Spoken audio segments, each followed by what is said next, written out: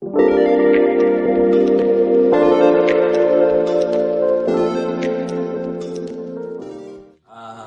usually describe a keyboard as a frame of white notes and black notes. As you can see, we have in this keyboard we have an arrangement of keys or notes which are used to play music. So, for example, here we have a column of 2 black notes and 3 up to the end of the keyboard. So, when you know that, you will be able to understand also what they are, because the black ones, they are called sharps or flats, and the white ones mostly they are usually called major notes. They have names as usual. For example, here we have, from the first one we have C, then C sharp, D sharp, E, F sharp, G sharp, A, B flat or A sharp.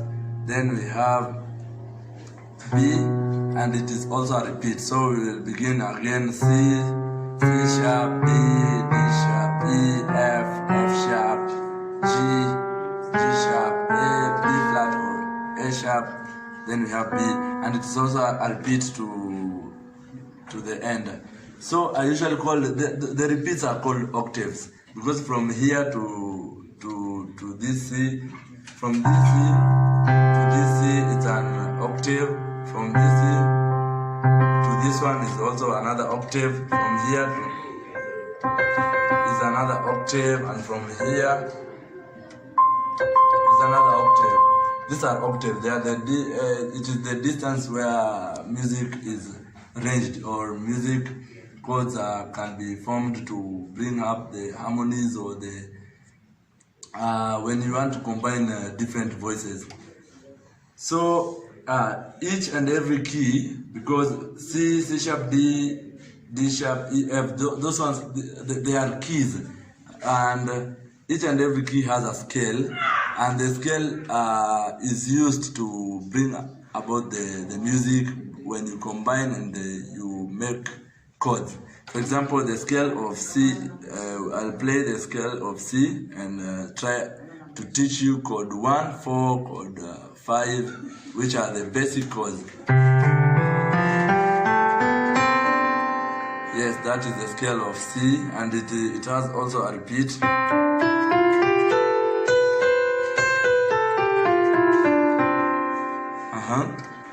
So when you learn that, you also be able to learn the progressions and chords. For example, the first chord in the key of C is C.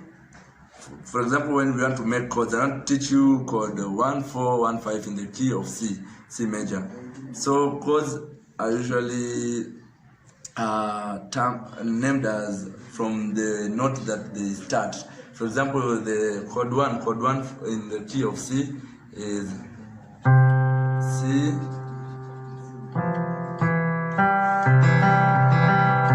Some people tend to use numbers to bring about the scales. So it is 1, 3, 5. 1, 3, 5. And chord 4 is 4, 6, 1. 4, 6, 1. And chord 5 is 5, 7, 2.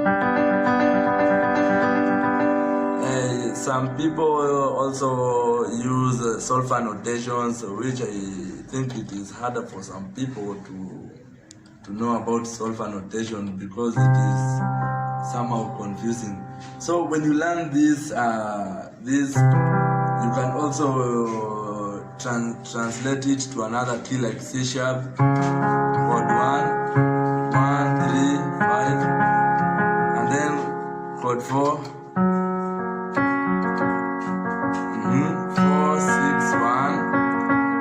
5, 5, 7, 2. You can translate it to other keys, and when you learn that, you'll be able to know the basic progression. And when you're combining with the bass, for example, when you're playing chord 1, 1, 3, 5, you give it a 1 now from the bass line.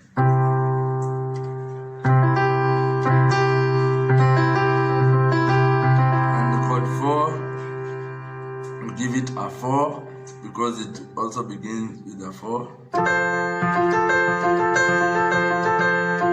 And chord 5, you give it note 5 in the bass line.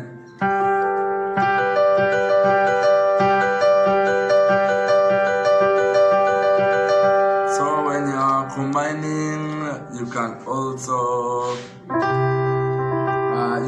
play the same thing in the bass line. You can play repeats.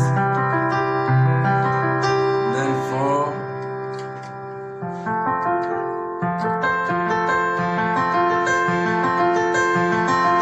then 5.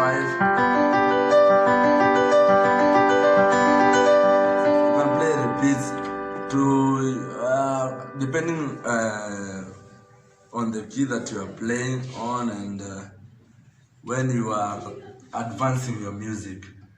So you can learn that, and then when you know about the 1, 4, 1, 5, those are chords that are mainly used mostly to bring up your music and to learn and to understand patterns and progressions, because they are the basic chords that you can use in your progression. What I'll just add today, I'll also teach you about inversions. Inversions, meaning that when you are inverting, for example, chord 1, you can play 1, 3, 5. It means you can also play 3, 5, 1. You just invert, you convert the chord to another form. You can play 3, 5, 1. You can play 5, 1, 3. It is all the same. Those are the inversions. And for chord 4, you just invert the notes. For example, chord 4, you play 4, 4, 6, 1. You can play